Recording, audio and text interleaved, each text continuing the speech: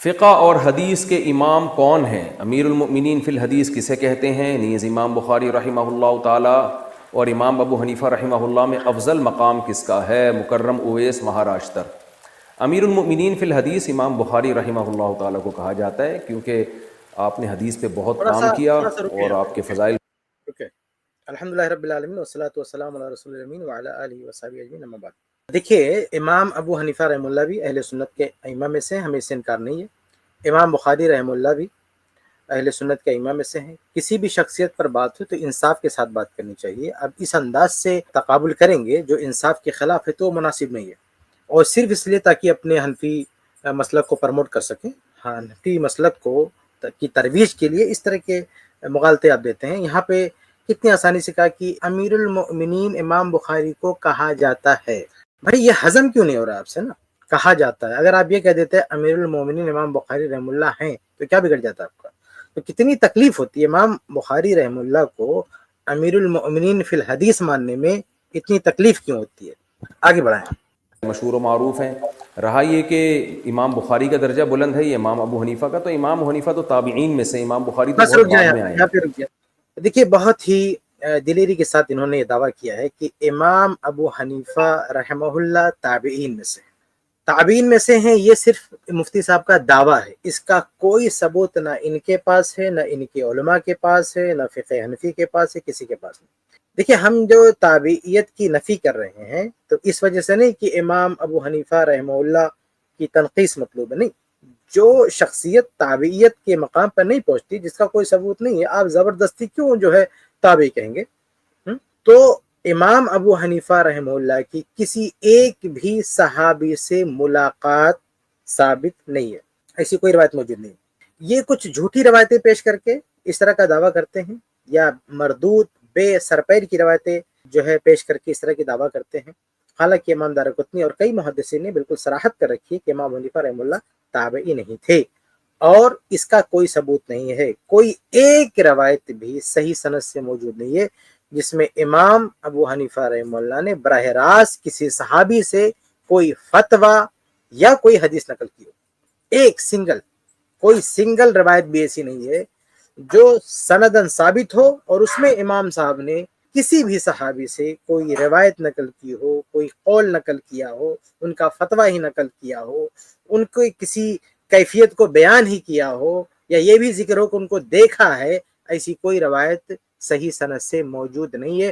مفتی صاحب چاہیں تو پوری طرح سے محنت کر کے ہماری اس بات کا جواب دے سکتے ہیں، ایسی کوئی روایت پیش کریں، ہم انشاءاللہ اس کا جائزہ پیش کریں گے۔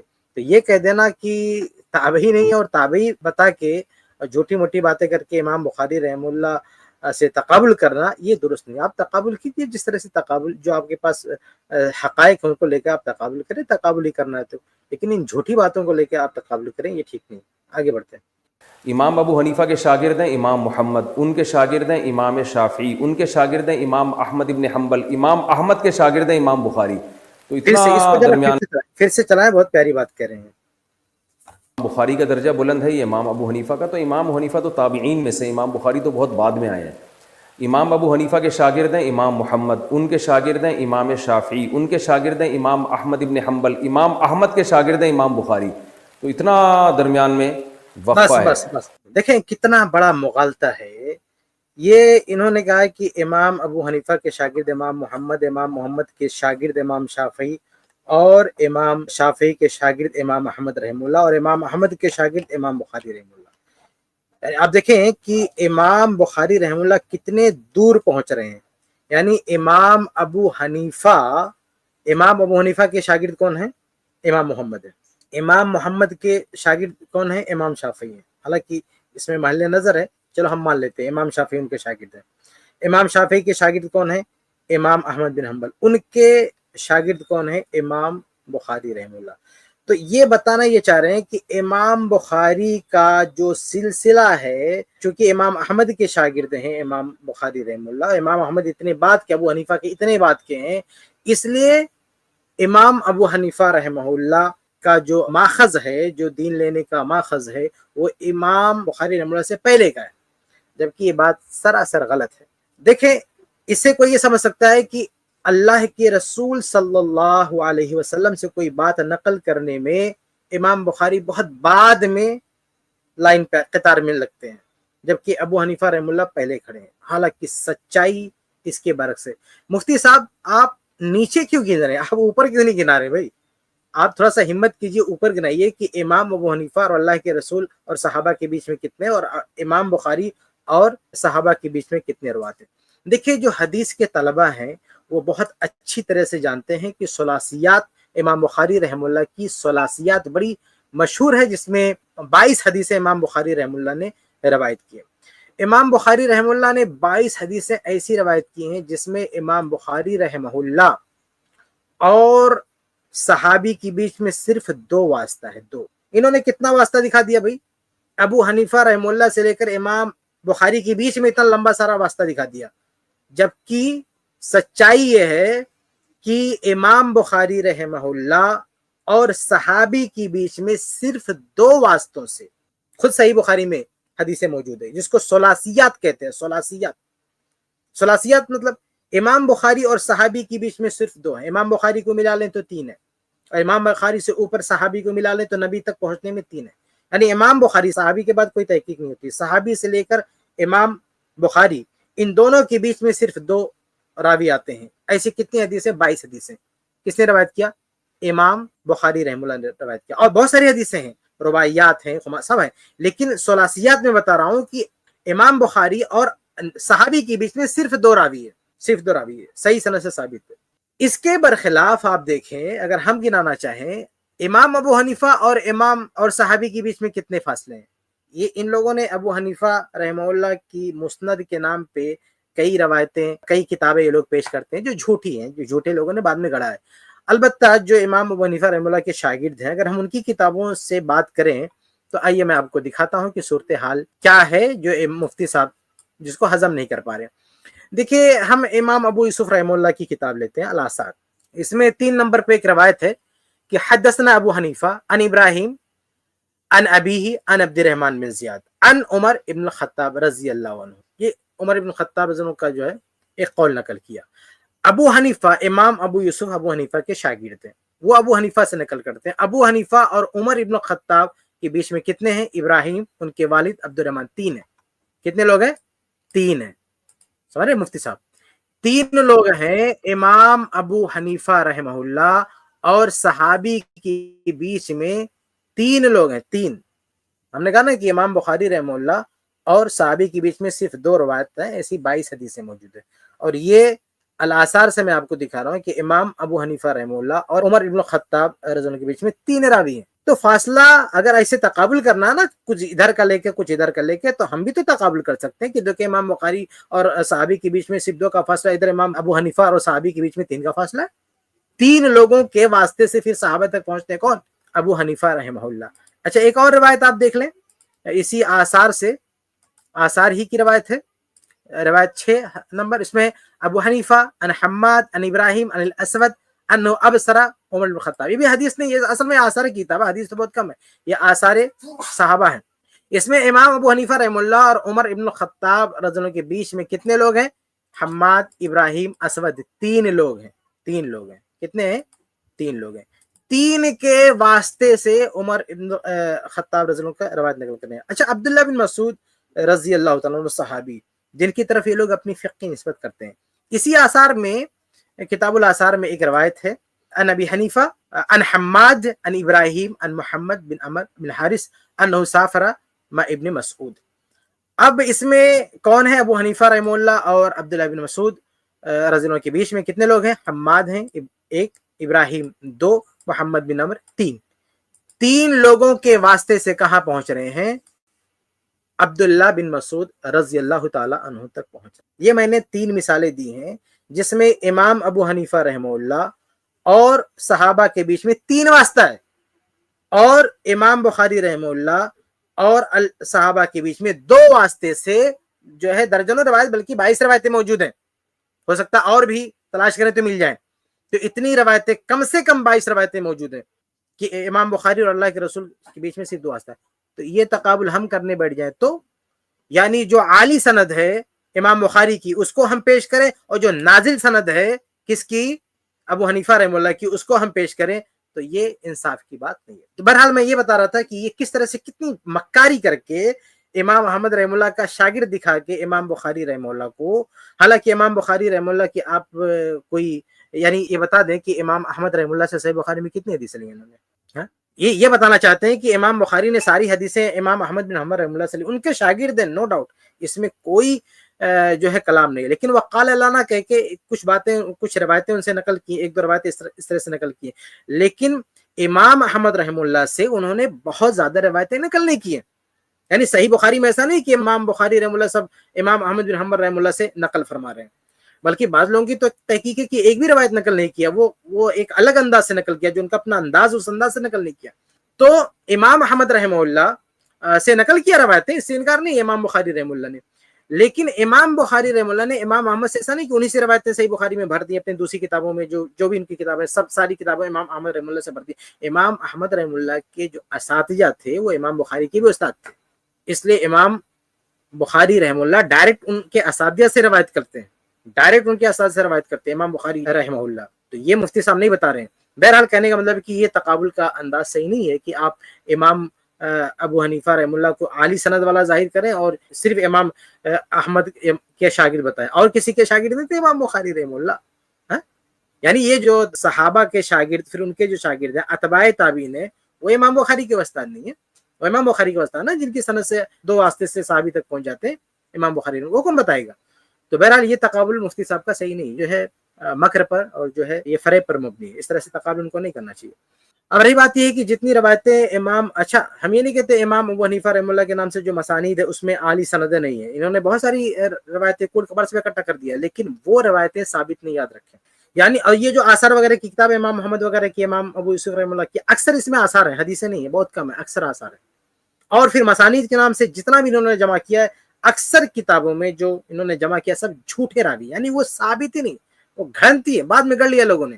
اچھا یہ بات میں پھر بیچ میں واضح کر دوں کہ ہم یہ نہیں کہتے کہ امام ابو حنیفہ رحمہ اللہ کے پاس علم نہیں تھا، حدیث کا علم نہیں تھا، فقہ کا علم نہیں تھا، لیکن یہ کہ ان کا مصدر کیا ہے، ان کا ماخذ کیا ہے، تو اس معاملے میں امام بخاری کے مطلب امام بخاری اور امام حنیفہ کے بیچ میں اتنا بڑا فاصلہ ہے کہ مطلب اس کو بیان کرنے کے لیے کوئی تعبیر نہیں، بہت بڑا فاصلہ ہے۔ کہاں امام بخاری رحمہ اللہ اور کہاں امام حنیفہ رحمہ اللہ، حدیث کے معاملے میں بہت بڑا فاصلہ ہے، بہت لمبا فاصلہ ہے۔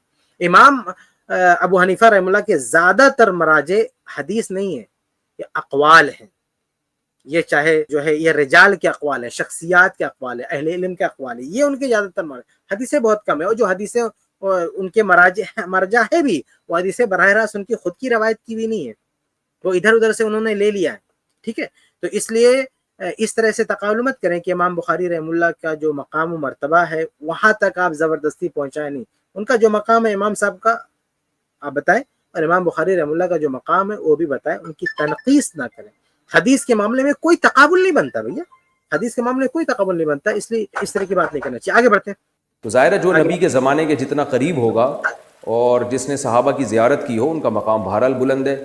دوسری بات یہ کہ اچھا آپ رک جائیے، رکیے، یہ جو نقطہ بیان فرما رہے ہیں کہ جو نبی کے زمانے کے سب سے قریب ہوگا اس کا مقام بلند ہوگا، صرف قریب ہونے سے بلند ہوگا؟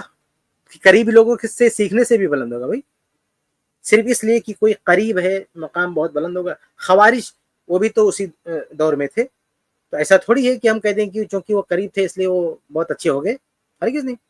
تو یہ کہہ دینا کہ چونکہ صحابہ سے قریب اس لیے مقام بڑھے، یہ کوئی ضابطہ نہیں ہے، یہ کوئی ضابطہ نہیں۔ یزید تو صحابی کا بیٹا ہے بھائی، ہاں تو سر پہ بٹھائیں آپ۔ تو ایسے بہت ساری شخصیات ہیں جن پر لوگ لعن طعن، یزید پہ لعن طعن کرتے ہیں، یزید جو ہے صحابی کا بیٹا ہے۔ تو اگر یہ اصول ہوتا نا کہ جو صحابہ سے قریب ہے وہ سب سے بڑا امام ہے، تو یزید کو آپ سب سے بڑا امام مان لیجیے۔ بہرحال دیکھا یہ جاتا ہے کہ صحابہ سے اخذ و استفادہ کتنا کیا ہے، تو امام صاحب کی ملاقات ہی نہیں ہے، کسی ایک بھی صحابی سے ملاقات نہیں، کسی ایک بھی صحابی کی شاگردی ان کو حاصل نہیں ہے۔ یہ مفتی صاحب جتنا چاہے زور لگا دیں، کوئی ایک حوالہ نہیں پیش کر سکتے جو صحیح ہو، ان کا گھڑنتو نہ ہو، جائیں جتنا زور لگا کے پیش کرتے ہیں، ہم دیکھتے ہیں کہاں سے حوالہ لے کے آتے ہیں کہ امام حنیفہ رحمہ اللہ نے کسی ایک صحابی سے ملاقات نہیں کی ہے۔ تو یہ جو اصول انہوں نے بیان کیا ہے کہ جو قریب ہے، تو قریب کب یہ ثابت ہوگا بھائی؟ جب ان سے استفادہ کریں گے، ان سے پڑھیں گے۔ تو امام ابو حنیفہ رحمہ اللہ نے جس قدر عالی سندوں سے، یہ غور سے سنیے، امام بخاری رحمہ اللہ نے جتنی عالی سندوں سے روایتیں نقل کی, اتنی عالی سندوں سے امام ابو حنیفہ رحمہ اللہ نے روایتیں نہیں نقل کی ہیں. ان کے پاس حدیثیں ہوں گی لیکن سب, یہ آپ کریں امام احمد کے شاگرد, انہوں پتہ نہیں کہاں سے روایتیں نقل کی, کوئی حوالہ نہیں ہے بھائی, بے سر پیر کی باتیں فقہ حنفی میں گھوم رہی ہیں وہ. تو یہ بات یاد رکھیں کہ امام بخاری رحمہ اللہ اللہ کے رسول تک پہنچنے میں بیچ میں جتنی عالی سندیں ان کے پاس ہیں اتنی عالی سندیں امام ابو حنیفہ رحمہ اللہ کے پاس نہیں. یہ محض دعویٰ ہے, کتابوں میں جو دکھ رہا ہے وہ دعویٰ ہے, وہ ثابت شدہ نہیں ہے. تو دو پوائنٹ میں نے یہاں پہ رکھا. ایک پوائنٹ یہ کہ یہ اصول غلط ہے کہ جو ہر کسی کے بارے میں کہہ دیں کہ جو وہاں سے قریب ہے, جو سلف صالحین ہے, جو علماء ہے, اگر علماء کا آپ تقابل کریں گے تو جتنا زیادہ استفادہ کیا ہے وہ زیادہ جو ہے افضل ہوگا. لیکن امام ابو حنیفہ رحمہ اللہ کے بارے میں ایسا ریکارڈ نہیں ہے, ان کی تو ملاقات ہی نہیں, استفادہ کہاں. اور سب سے کم یعنی اللہ کے نبی صلی اللہ علیہ وسلم کی حدیثیں یا صحابہ کرام سے لینے میں سب سے کم واسطہ, جتنا کم واسطہ امام بخاری رحمہ اللہ کو, ایک کم واسطے سے جتنی مقدار میں امام بخاری رحمہ اللہ کے پاس روایت ہے اتنی مقدار میں کم واسطے سے یعنی عالی سند سے امام ابو حنیفہ رحمہ اللہ کے پاس روایات نہیں ہیں. یہ صحیح سند سے ثابت نہیں ہے. آگے بڑھتے ہیں. امام ابو حنیفہ حدیث میں بھی امام تھے اور فقہ میں بھی امام تھے. لوگوں نے حدیث کے باب میں امام حنیفہ پر الٹے سیدھے اعتراضات تو بہت کیے ہیں. ان اعتراضات کے جوابات عرب علماء نے بھی دیے ہیں, عجم علماء نے بھی دیے, ان پر پوری کتابیں لکھی گئی ہیں. وہ اعتراضات اس قابل نہیں ہیں کیونکہ امام حنیفہ نے جو حدیث کا علم حاصل کیا ہے نا وہ باقاعدہ صحابہ کے شاگردوں سے براہ راست حاصل کیا ہے. یہ رکتے ہیں, یہ کہہ رہے ہیں نا کہ امام ابو حنیفہ رحمہ اللہ پر حدیث کے یعنی کریں وہ حدیث کے بھی میدان تھے, اور اس سلسلے میں جو اعتراضات ہیں وہ لغو قسم کے ہیں. دیکھیے کسی بھی شخصیت پر جب اعتراض ہوتا ہے تو آپ کو دیکھنا چاہیے کہ اس جس فیلڈ میں اعتراض ہوا ہے اس فیلڈ میں ان سے استفادہ ہوا ہے کہ نہیں ہوا. دیکھیے بہت سارے محدثین ہیں جن پہ بیجائے جرح لوگوں نے کر دی ہے, بلا وجہ تبصرے کر دیے ہیں, لیکن وہ محدثین چٹان کی طرح میدان میں کھڑے ہیں. یعنی ان کے پاس شاگردوں کی ایک لمبی قطار ہے, اساتذہ کی لمبی قطار ہے, اور باقاعدہ گواہیاں موجود ہیں, سندوں میں ان کے نام موجود ہیں. جیسے آپ کتب ستہ اٹھا کے دیکھ لیں, جو بڑے بڑے ائمہ ہیں, امام احمد رحمہ اللہ ہے, امام احمد رحمہ اللہ پر بھی کچھ مل جائے گا آپ کو, لیکن امام احمد رحمہ اللہ چٹان کی طرح کھڑے ہیں. آپ کتب ستہ اٹھا لیں, جو 6 بڑی سندیں ہیں, رواتے 6 جو بڑے بڑے جو طریق ہیں, طرق ہیں, 6 بڑے بڑے جو روات, اس میں سے ایک امام احمد رحمہ اللہ آتے ہیں. لیکن نقد ہونے پر تو اس سے کوئی فرق نہیں پڑنے والا, بہت بڑے امام ہیں وہ. لیکن نقد ہونے کے باوجود بھی دیکھیے کھڑے ہیں نا فن میں, اور کتابوں میں موجود ہیں ان کی روایتیں, آپ کتب ستہ اٹھا کے دیکھ لیں. تو یہ ضابطہ ذہن میں رکھیں کہ جب نقد ہوتا ہے تو وہ بیجا نقد کون سا ہوتا ہے, جس کا کوئی اثر نہیں پڑتا ہے, جس کا کوئی لحاظ نہیں کیا جاتا ہے, اور وہ اپنے میدان میں کھڑے ہوتے ہیں.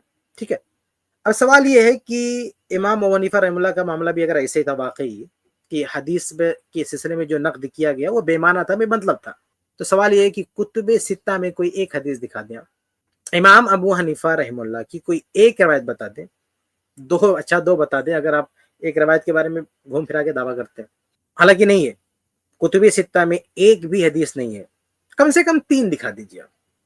اگر ایک آپ گھما پھرا کے کچھ لوگ بیان کرتے ہیں, لیکن کم سے کم آپ 3 بتا دیجیے, 3 روایتیں بتائیے کتب ستہ کے اندر ہوں. کس کی؟ امام ابو حنیفہ رحمہ اللہ کی, یا جو بھی بڑی کتابیں ہیں جیسے مسند احمد ہے, اور کتب ستہ ہے, مسند احمد ہے, اور امام مالک رحمہ اللہ سے پہلے تھے موطا امام مالک میں دکھا دیں آپ امام حنیفہ رحمہ اللہ کی کوئی روایت, جو بھی حدیث کی مشہور کتابیں دکھائیں, کتنی روایتیں ہیں ان کی.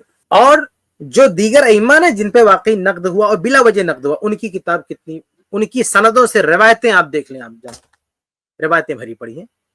تو اس کو کہتے ہیں نا کہ کوئی فرق نہیں پڑا, بلا وجہ نقد کیا, اس نقد کا کوئی اثر نہیں دکھ رہا ہے ان کی ہسٹری میں, ان کی زندگی میں.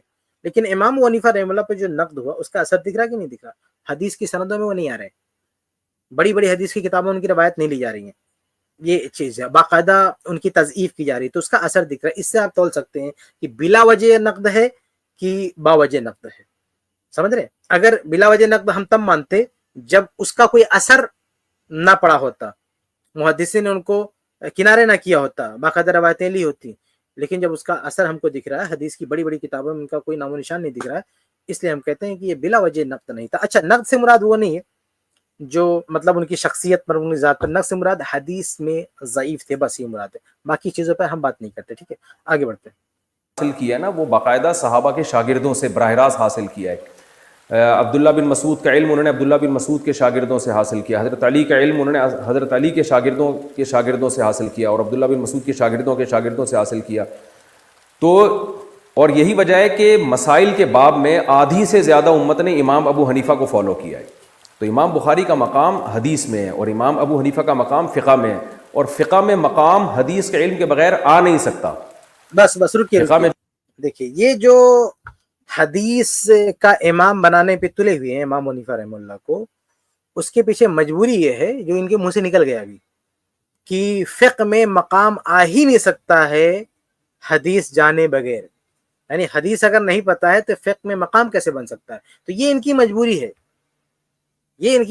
اس لیے وہ زبردستی ان کو جو ہے حدیث کا امام بنانے پہ تلے ہوئے ہیں. بھائی حدیث کی کتابیں موجود ہیں، حدیث کے جو بڑے بڑے ائمہ موجود ہیں، ان کی تصریحات موجود ہیں. اچھا ایک اور بات، مزے کی بات بتاؤں، اس سے ایک عام فہم بات بتا دوں آپ کو، پول کھل جائے گا کہ حدیث میں کتنے بڑے امام ہیں. آپ دیکھیں جرح و تعدیل کے ائمہ جو حدیث کے بڑے بڑے امام ہیں، وہ بڑے بڑے امام کے اقوال جرح و تعدیل بھی ملتے ہیں، یعنی روات پر کلام ملتا ہے، روات پہ نقد ملتا ہے، یہ ساری چیزیں ملتی ہیں. امام ابو حنیفہ رحم اللہ سے کہاں ملتا بھی؟ کس پر انہوں نے نقد کیا، کس کی تضعیف کی؟ وہ ایک جابر الجوفی جو کذاب راوی تھا، اس کے بارے میں ملتا ہے. اور بعض روایتوں، اچھا یہ ان کے استاد ہیں، وہ اپنے استاد کے بارے میں ایک دو ایسے تبصرہ ملتا ہے. باقی ان کا کلام بھی تو ملتا ہے، حدیث کی تہذیب پہ کلام، روات پہ کلام، طرق پہ کلام، یہ سب نہیں ملتا ہے. تو پریکٹیکل ان کی زندگی میں یہ سب ملتا بھی نہیں، اور آپ کہتے نہیں وہ حدیث کے جو ہے امام ہیں. تو یا تو باقاعدہ سندوں میں وہ آئے ہیں، یا انہوں نے ایسا کیا ہو، یا کسی نے شہادت دی ہو کہ ان کے پاس بہت حدیث کا علم تھا. ان تین میں سے کوئی ایک ہونا چاہیے تو چلے مانے کہ حدیث کے بہت بڑے جانکار ہیں. یا تو انہوں نے حدیثیں بہت ساری روایتی کتابوں میں ہو، یا حدیثوں پر ان کے تبصرے ہوں جرح و تعدیل کے اقوال کے، یا پھر کسی نے شہادت دی ہو ان کے دور میں کسی ثقہ امام نے کہ بھئی ان کے پاس احادیث کا بہت بڑا ذخیرہ، گرچہ انہوں نے آگے نہیں روایت کیا لیکن بہت جانتے تھے، ایسی کوئی شہادت ہو. ورنہ ان تینوں چیزوں کے بغیر آپ یہ ایسے دعویٰ نہیں کر سکتے کہ وہ حدیث کے بہت بڑے امام تھے. آگے آ نہیں سکتا. فقہ میں جو مقام ہے نا، عبداللہ بن مبارک رحمہ اللہ تعالیٰ بہت بڑے محدث ہیں، جن کا نام امام بخاری بھی بڑے عزت اور احترام سے لیتے ہیں. وہ امام حنیفہ کی تعریف میں انہوں نے ایک پوری نظم لکھی ہے کہ امام حنیفہ کے علم کی انہوں نے تعریف کی، اور علم جو تھا اس سے مراد تھا قرآن و حدیث کا علم.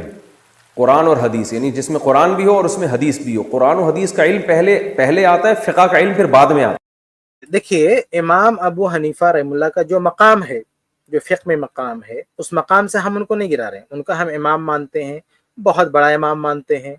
یہ بھی مانتے ہیں کہ ایک بہت بڑا حصہ ان کو فالو کرتا ہے، ان کی تقلید کرتا ہے، یہ سب ہم مانتے ہیں، اس سے انکار نہیں. لیکن وہ حدیث کے معاملے میں ضعیف تھے، اور ان کے تعلق سے ان کے نام کو پیش کر کے آپ جب امام بخاری سے بڑا بنا کے پیش کرتے ہیں تو یہ ہماری مجبوری بن جاتی ہے کہ ہم اس پر بات کریں. امام حنیفہ رحمہ اللہ پر بات کرنے کی کوئی ضرورت نہیں، لیکن جب آپ امام بخاری کے مقابل میں ان کو کھڑا کریں گے، امام بخاری کو چھوٹا بنا کے پیش کرنے کی کوشش کریں گے، اور یہ سب کے پیچھے مقصد یہ ہوگا کہ فقہ حنفی کو پروموٹ کریں، تو پھر ہماری یہ مجبوری ہو جاتی ہے کہ ہم اصل حقیقت سامنے رکھیں. ہمارا مقصد تنقیص کرنا نہیں امام ابو حنیفہ رحمہ اللہ کی، نا، ہمارا مقصد صرف یہ کہ جن کا جو اصلی مقام تھا وہ ہم آپ کے سامنے بتائیں، اور امام بخاری رحمہ اللہ کا جو اصلی مقام تھا وہ ہم آپ کے سامنے بتائیں.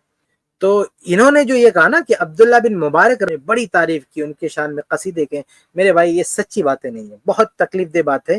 لیکن اب آپ بلا وجہ آپ لوگ جو ہے عبداللہ ابن مبارک کا نام لیتے ہیں اور ان کے نام لے کر جھوٹی باتیں منسوب کرتے ہیں، تو یہ آپ کو زیور نہیں دیتا. ورنہ آپ کتابیں اٹھائیں، صحیح سندوں سے روایات موجود ہیں کہ امام عبداللہ بن مبارک نے کیا کہا ہے.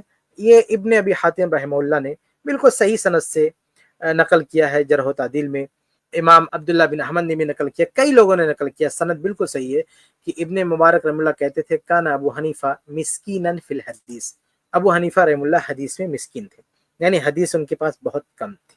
آپ بتائیے، سوچیے، آپ ان کے نام لے کے ابن مبارک رحمہ اللہ کا نام لے کے جھوٹی باتیں بیان کریں، جبکہ ابن مبارک رحمہ اللہ کا یہ بیان موجود ہے. آپ جو سچی باتیں، اگر کسی نے واقعی امام حنیفہ رحمہ اللہ کی تعریف کی آپ بیان کریں، ہمیں کوئی جو ہے اعتراض نہیں ہے. لیکن امام ابن المبارک رحمہ اللہ کا نام لے کے جھوٹی باتیں کیوں بیان کریں بے سر پر کی؟ آپ اس کی سند پیش کریں.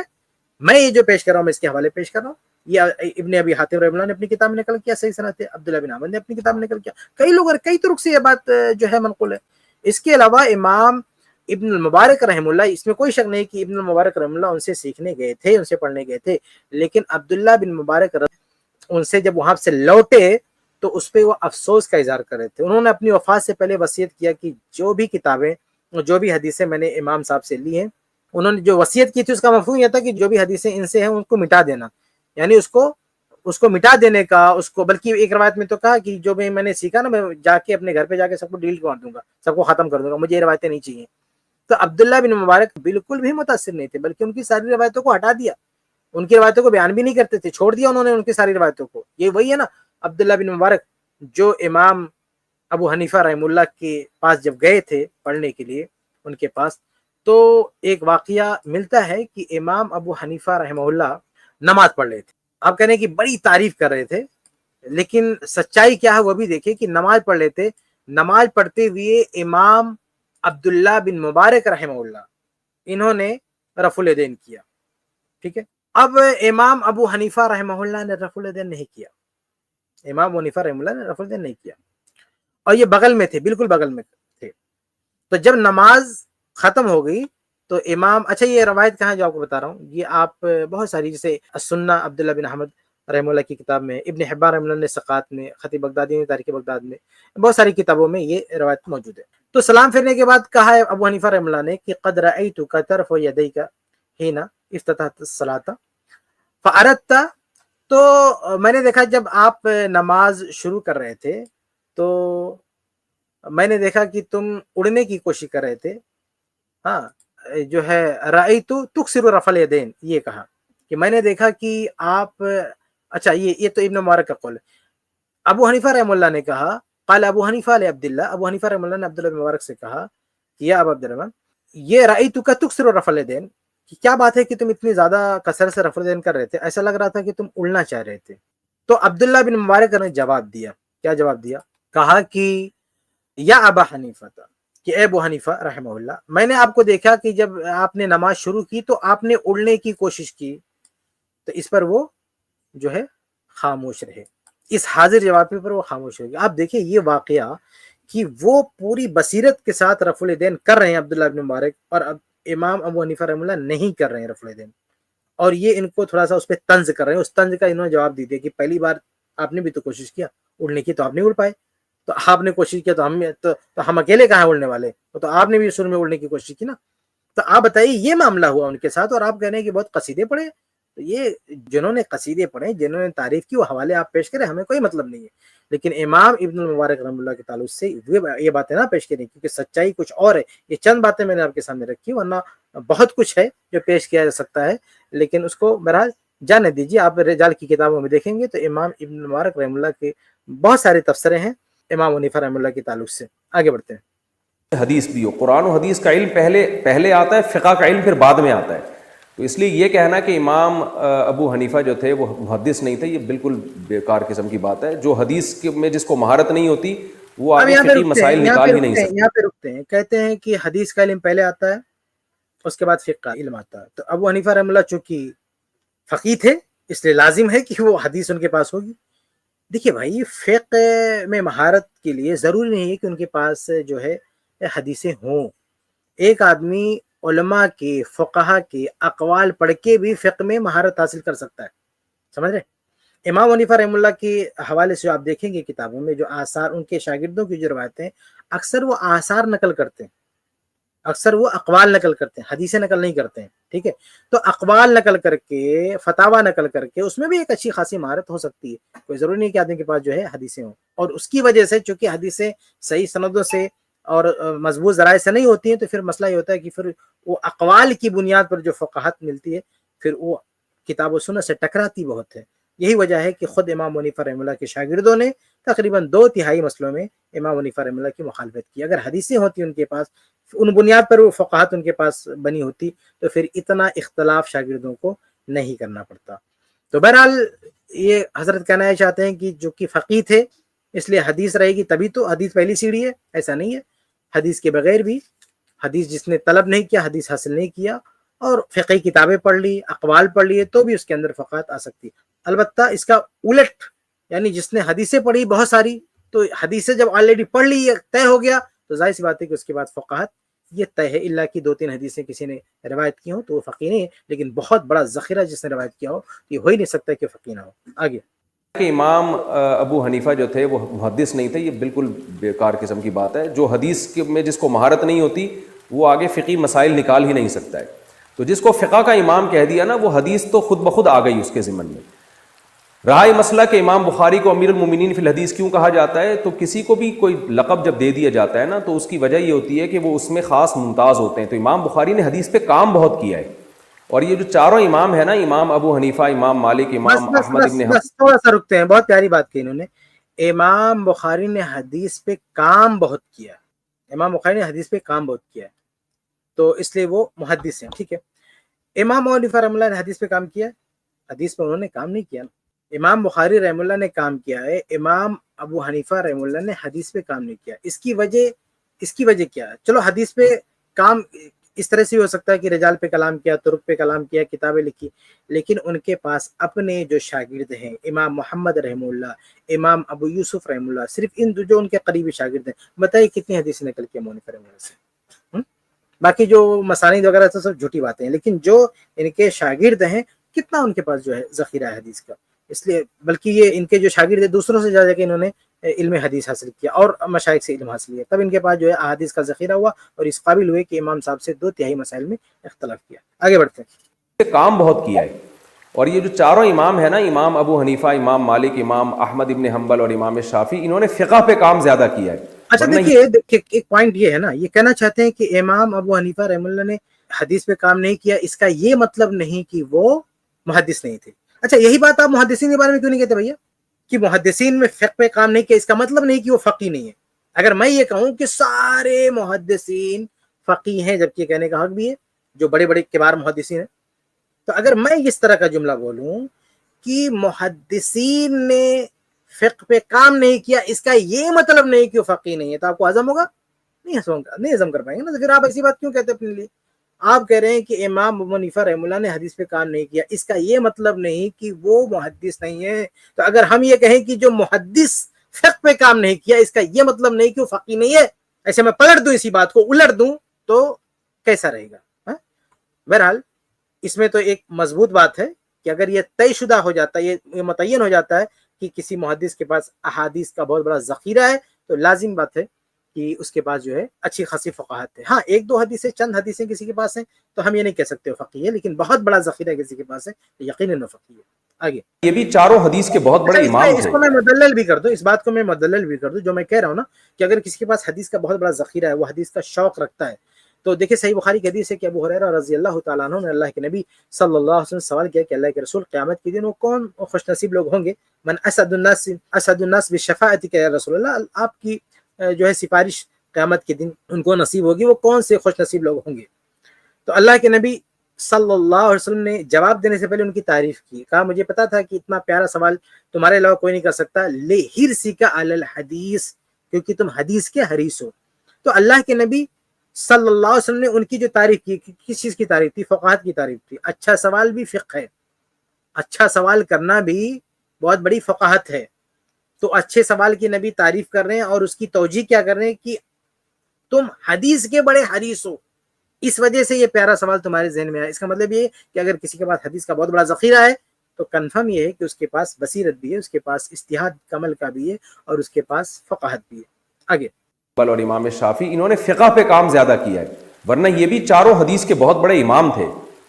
لیکن امام بخاری نے خاص حدیث کو فوکس کیا، اور ان کا سب سے بڑا کارنامہ یہ ہے کہ انہوں نے وہ احادیث جن کی صحیح ہونے پر پوری امت کا اتفاق تھا، ان احادیث. ایک اور بات کہتے ہیں امام بخاری رحم اللہ کے بارے میں کم سے کم اتنا تو آپ کو کہنا چاہیے نا کہ یہ بات صحیح ہے کہ امام بخاری رحم اللہ نے فقہی معاملات میں اتنے فتاوا، اتنے اجتہادات امت کے سامنے نہیں پیش کیے جو اور لوگوں نے کیے ہیں.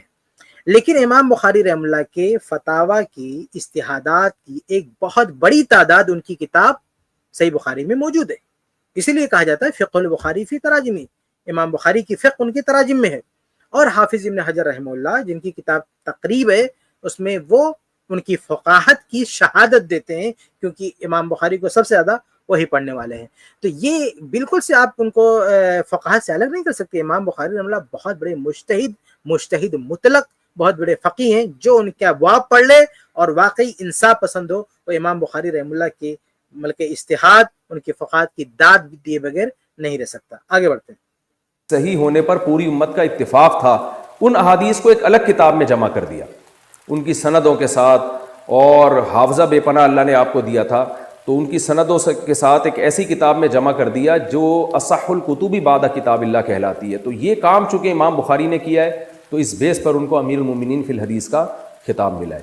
باقی مسائل کے معاملے میں امام بخاری کو امت نے فالو اس لیے نہیں کیا، یہ محدثین نے بھی فالو نہیں کیا۔ اس کی سب سے بڑی دلیل یہ ہے کہ امام بخاری کے شاگرد ہیں امام ترمذی رحمہ اللہ تعالی۔ امام ترمذی جب کوئی حدیث لے کر آتے ہیں تو اس میں بتاتے ہیں کہ فقہ کے اس مسئلے میں مجتہدین کی رائے کیا ہے، تو اس میں وہ امام حنیفہ کا بھی ذکر کرتے ہیں، امام شافعی کا بھی ذکر کرتے ہیں، امام احمد بن حنبل کا بھی ذکر کرتے ہیں، اور عبداللہ بن مبارک کا بھی ذکر کرتے ہیں، مگر کبھی بھی انہوں نے امام بخاری کا ذکر نہیں کیا کہ امام بخاری کی اس مسئلے میں یہ رائے ہے، اور یہ محدثین کرتے بھی نہیں ہیں ذکر۔ یہ جب بھی فقہ کی بات آئے گی تو ابو حنیفہ، ابو یوسف، یا امام محمد، یا امام شافعی، یا امام مالک، یا امام احمد بن حنبل، ان ائمہ کا، یا عبداللہ بن مبارک کا، یا سفیان ثوری کا، یا داؤد ظاہری تک کا ذکر کیا جائے گا، ابن حزم ظاہری تک کا بھی ذکر کر دیا جاتا ہے، لیکن کہیں بھی امام بخاری کا ذکر نہیں کیا جاتا کہ یہ امام بخاری کا قول ہے۔ تو اس سے صاف پتہ چلتا ہے کہ امت نے امام بخاری کو مجتہد کی حیثیت سے نہیں دیکھا بلکہ محدث کی حیثیت سے دیکھا ہے۔ ہاں، جہاں حدیث کی بات آئے گی وہاں امام بخاری کے قول کو تذکرہ کیا جاتا ہے، جیسے امام ترمذی نے چاہے رفع الیدین کا مسئلہ ہو، چاہے قرات خلف الامام کا مسئلہ ہو، یا جو بھی فقہی مسائل ہیں ان میں امام یہاں تھوڑا ترمذی سا رکتے ہیں۔ مجتہدین۔ یہ صاحب بہت بڑی دلیل یہ بتا رہے ہیں کہ امام بخاری رحم اللہ کے فقہی اقوال کا تذکرہ نہیں ہوا، ہاں امام ترمذی نے تذکرہ نہیں کیا، اس لیے وہ فقیہ نہیں ہے۔ دیکھیے بہت ہی پوائنٹ کی بات، اسی اصول سے ہم امام حنیفہ رحم اللہ کو پرکھ لیں کہ امام ابو حنیفہ رحم اللہ کے جیسے فقہ میں اقوال ہوتے ہیں نا، ویسے حدیث میں بھی تو اقوال ہوتے ہیں، اقوال جرح و تعدیل۔ وہی جیسے فقہ میں اقوال فتاوی ہوتے ہیں، طہارت کے باب میں، وضو کے باب میں، حج کے باب میں، نماز کے باب میں فتاوی ہوتے ہیں فقہا کے، ایسے جو محدثین ہوتے ہیں ان کے بھی اجتہادات فتاوی کہہ لیجیے، ان کے اقوال ہوتے ہیں رجال کے بارے میں، طرق کے بارے میں، سندوں کے بارے میں۔ تو اب جب محدثین جو علل کی کتابیں ہیں، امام دارقطنی کی علل ہے، ابن مدینی رحم اللہ کی علل ہے، تو علل پہ جتنی کتابیں محدثین نے لکھی ہیں، تصحیح و تذیب پر جتنی کتابیں ہیں، حدیث کی طرق پر جو کتابیں ہیں، جہاں بحثیں ہوتی ہیں طرق پر اور جہاں حوالے دیے جاتے ہیں محدثین کے، سوال یہ ہے کہ اس فیلڈ میں ابو حنیفہ رحم اللہ کا نام کیوں نہیں دکھتا؟ کیا مفتی صاحب کی اصول کے مطابق ہم یہ استدلال کریں کہ چونکہ امام حنیفہ رحم اللہ کا وہاں کہیں نام و نشان نہیں ہے اس لیے امام حنیفہ رحم اللہ محدث نہیں ہے؟ آپ کہتے ہیں بہت بڑے محدث تھے، اس میں کوئی شک نہیں ہے، تو پھر اپنے ہی اصول کے مطابق امام حنیفہ رحم اللہ کے اقوال بتائیں نا کہ کیوں نہیں محدثین نے ذکر کیے؟ فلاں راوی ضعیف، فلاں راوی ثقہ، فلاں طرق صحیح ہے، فلاں طریق ضعیف ہے، فلاں حدیث معلول ہے، فلاں، یہ سب اقوال امام حنیفہ رحم اللہ کے کیوں نہیں نقل کیے محدثین نے؟ کیوں نہیں ان کو فالو کیا؟ آپ کہتے ہیں کہ فقہ میں امت نے کسی اور کو فالو کیا، تو آپ یہ بھی کہیے نا کہ حدیث میں امام حنیفہ کو کسی نے فالو نہیں کیا، تو اگر فقہ میں امام بخاری رحم اللہ کو فالو نہیں کیا اس کا مطلب وہ فقیہ نہیں تھے، تو حدیث میں امام ابو حنیفہ رحم اللہ کو فالو نہیں کیا تو بھی محدث نہیں نا؟ آپ کے اصول سے امام حنیفہ رحم اللہ کا اسٹیٹس کیا بنتا ہے؟ کبھی آپ تنہائی میں غور کیجئے، دیکھیے کہ جس معیار پر آپ امام بخاری رحم اللہ کی فقاہت تول رہے ہیں اسی معیار پر ہم امام حنیفہ رحم اللہ کی جو ہے حدیث دانی ہے اس کو تولیں، تو رزلٹ کیا سامنے آئے گا آپ سمجھ سکتے ہیں۔ ہم نہیں چاہتے کہ ہم جو ہے اس کلام کو طول دیں، آگے بڑھتے ہیں۔ نے چاہے رفع الیدین کا مسئلہ ہو، چاہے قرات خلف الامام کا مسئلہ ہو، یا جو بھی فقہی مسائل ہیں ان میں امام ترمذی مجتہدین کی رائے کا ذکر تو کرتے ہیں، مگر امام بخاری کی رائے جو ان کے استاذ بھی تھے ان کا کہیں بھی تذکرہ نہیں کرتے، نام بھی نہیں لیتے ان کا۔ لیکن جہاں حدیث کی بات آتی ہے کہ یہ حدیث صحیح ہے، ضعیف ہے، اس میں کیا مسئلہ ہے، وہاں امام بخاری کا تذکرہ کرتے ہیں وہ کہ سمیعت محمد ابن اسماعیل، میں نے محمد ابن اسماعیل جو امام بخاری کا نام ہے ان کو کہتے ہوئے۔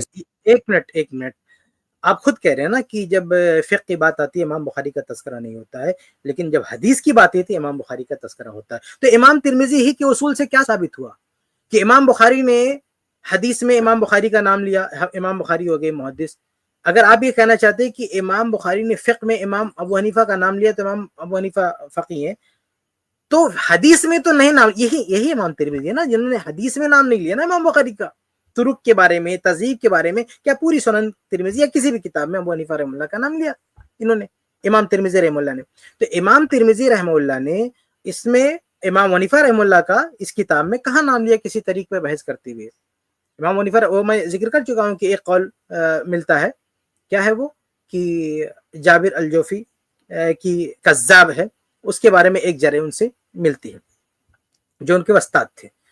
باقی عام معاملہ آپ کو یہ نہیں ملے گا کہ امام ابو حنیفہ رحمہ اللہ کے اقوال امام ترمذی نے نقل کیوں حدیث کے معاملے میں، تو پھر آپ کے اسی ضابطے سے پھر وہ محدث نہیں رہ گئے۔ آگے بڑھتے ہیں۔ وہاں امام بخاری کا تذکرہ کرتے ہیں وہ کہ سمیعت محمد ابن اسماعیل، میں نے محمد ابن اسماعیل جو امام بخاری کا نام ہے ان کو کہتے ہوئے سنا کہ اس حدیث میں اضطراب ہے، اس میں یہ ہے، اس میں یہ۔ تو حدیث کی جو علل ہے اور حدیث کی جو سند ہے اس میں تو امام بخاری کی رائے کا اعتبار کیا جائے گا، لیکن قرآن و سنت سے جو مسائل نکالنے کا علم ہے، اس علم میں امت نے جو ہے ان ائمہ کو فالو کیا ہے، ان جو چاروں امام گزرے ہیں یا ان کے علاوہ جو مجتہدین گزرے ہیں ان کی رائے کو معتبر مانا ہے اور انہی کا تذکرہ کیا جاتا ہے، حتیٰ کہ محدثین بھی یہ انہی کا تذکرہ کرتے ہیں۔ اچھا اب ایک بات دیکھیے، ایک بات کہتے ہیں، آپ نے امام ترمذی کا حوالہ دیا ہے تو میں ایک چیز اور چلتے چلتے ذکر کر دوں۔ امام ترمذی کی جو کتاب ہے سنن ترمذی، آپ کو بڑا فخر ہے کہ امام ابو حنیفہ رحمہ اللہ کا تذکرہ کیا انہوں نے فقاتی وسلم میں، ایک اور سیاق میں ان کا ذکر کیا امام ترمذی نے جو کسی کو ہضم نہیں ہوا۔ احناف تو جانے دیجیے، ان لوگوں نے تو تحریف کیا ہی، حنبلیوں تک نے تحریف پر ڈالا، حتیٰ کہ مکتبہ شاملہ جو اتنا معروف مکتبہ ہے، اس مکتبے والوں نے بھی تحریف کر دیا۔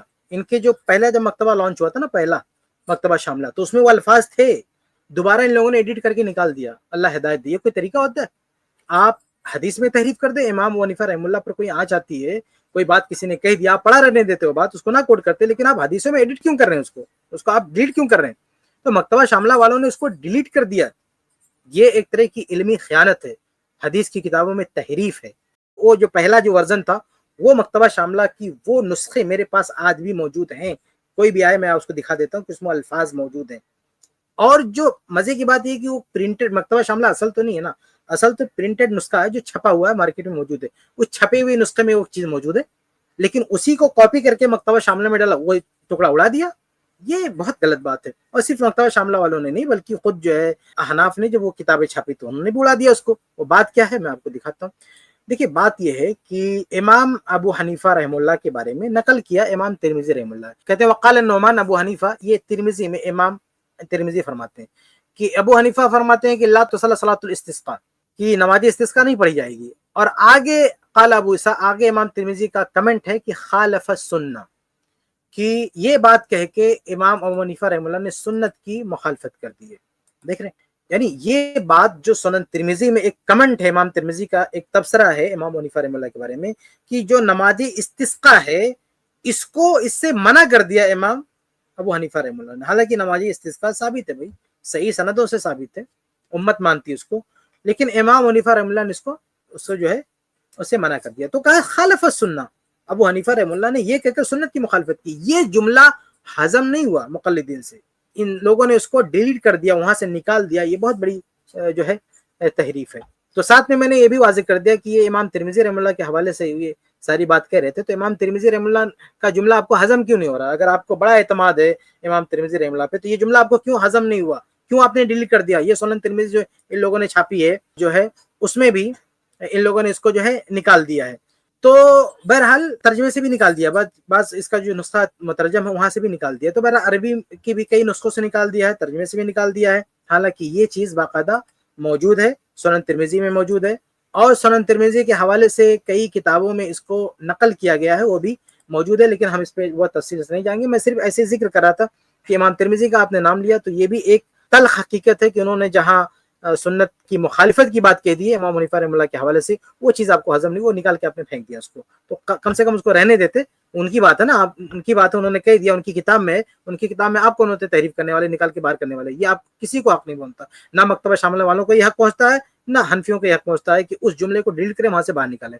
ویڈیو ختم ہوگی، آخری کمنٹ دیکھیے، امام ابن حجر رحمہ اللہ کا جملہ میں نے پہلے بھی پیش کیا کہ وہ امام ابن حجر رحمہ اللہ تقریب میں کہتے ہیں ابن حجر رحم اللہ نے صحیح بخاری کو پڑھا، صحیح بخاری سے ان کا بہت گہرا رشتہ تھا، اس میں وہ کہتے ہیں کہ جبل الحفظ، حافظے کے پہاڑ امام بخاری، و امام الدنیا فی فقہ الحدیث، فقہ الحدیث میں پوری دنیا کے امام ہیں۔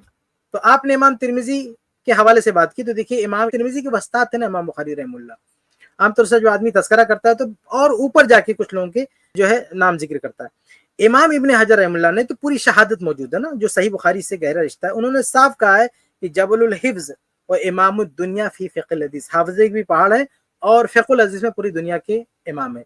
تو اس تبصرے کے ساتھ میں بات ختم کرتا ہوں کہ امام بخاری الحمدللہ حدیث کے بھی بہت بڑے امام ہیں، فقہ کے بھی بہت بڑے امام ہیں، لیکن یہ بات صحیح ہے کہ فقہ و افتاء میں اتنا انہوں نے جو ہے کام نہیں کیا، ان کا صحیح بخاری تک ان کی باتیں محدود ہیں، باقی وہ باقاعدہ فقہ و افتاء میں ان کا کام نہیں، ان کا کام زیادہ علل پر، رجال پر، حدیث پر تھا، لیکن بہرحال وہ فقی بھی تھے اور مجتہد بھی تھے اور محدث بھی تھے۔ جی اچھا، یہ جو باتیں ابھی شیخ نے پیش کی ہیں، یا اس کے شیخ کے علاوہ اور دوسرے لوگ یا ہم لوگ جو پیش کرتے ہیں امام ابو حنیفہ رحمۃ اللہ علیہ کے سلسلے میں، یہ ایک سمجھ لیجئے کہ جب علمی تبصرے کی گویا ایک تاریخ بیان ہوتی ہے، یعنی جب ایک گفتگو ہو رہی ہے کسی موضوع پر، تو اس موضوع میں کچھ علمی چیزیں جو قدیم ہیں ان کو پیش کرنے کا مسئلہ ہے، یا جن علماء نے امام ابو حنیفہ رحمۃ اللہ علیہ کے سلسلے میں اس طرح کے کمنٹ کیے ہیں، تو دیگر علماء کے سلسلے میں بھی اس طرح کے کم زیادہ کمنٹس مل جائیں گے، ملاحظات مل جائیں گے، لیکن ان ملاحظات کا یہ مطلب ہرگز نہیں ہے کہ امام ابو حنیفہ رحمۃ اللہ علیہ کی تنقیص مقصود ہے یا کوئی تنقیص کرے، یا امام ابو حنیفہ رحمۃ اللہ علیہ زہد میں، تقوی میں، علم میں، فضل میں، فقہ میں کمتر تھے، یہ سارا معاملہ مقصود ہے ہی نہیں سرے سے، بلکہ ان باتوں کا مقصود صرف یہ ہے کہ جب کہیں کمپیریزن کی بات آ رہی ہے، جب کہیں موازنے کی بات آ رہی ہے، تو اس میں بعض چیزوں کو پیش کیا جاتا ہے کہ بھئی اس کا ایک پہلو یہ بھی ہے، اس کا صرف اور صرف یہی مسئلہ ہے۔ اسی طریقے سے جو حدیثوں کا مسئلہ زیر بحث آیا، اس سے پہلے بھی زیر بحث آیا تھا، یہ بات صحیح ہے کہ جب حدیث ہوگی ہی نہیں یا بہت کم ہوگی، یا اس معنی میں جس معنی میں بعض مقررین کہتے ہیں، یعنی جس معنی میں ابن خلدون نے ذکر کیا اس معنی میں نہیں، جس معنی میں مقررین کہتے ہیں بعض کی 17 حدیثیں تھیں، تو اگر حدیثوں کی اس طرح کی قلت ہوگی اور آثار صحابہ ان کے پاس نہیں ہوں گے، تو پھر فقہ کا کوئی ذخیرہ نہیں ہو سکتا، اور پھر اعترافات بھی نہیں ہو سکتے، اور پھر ان کے اس طرح کے شاگرد نہیں ہو سکتے، اور پھر ان سے اختلاف اور اتفاق کا کوئی معنی نہیں ہو سکتا، اور پھر وہ ایک امام کی حیثیت سے متعارف نہیں ہو سکتے۔ تو حدیث کی جو قلت کا مسئلہ ہے، وہ ظاہر سی بات ہے ایک فن کے حوالے سے ہے، اور ایک دوسری نسبت سے، جیسا کہ کفایت بھائی نے اس سے پہلے سندوں کی بات کی تھی کہ یعنی 17 حدیثیں ہونے کا مطلب یہ ہے کہ ان کی مخصوص سندوں سے 17 حدیثوں کا ہونا، تو یہ ساری باتیں ہیں۔ اس لیے ابھی جو بات ہوئی ہے ہماری، ان باتوں سے یہ ہرگز نہ کشید کیا جائے کہ ہر کس و ناکس کو یہ حق ہو کہ امام صاحب کے بارے میں گفتگو کرے اور بے موقع اور بے محل گفتگو کرے، یا امام صاحب کے تنقیص شان کا مرتکب ہو۔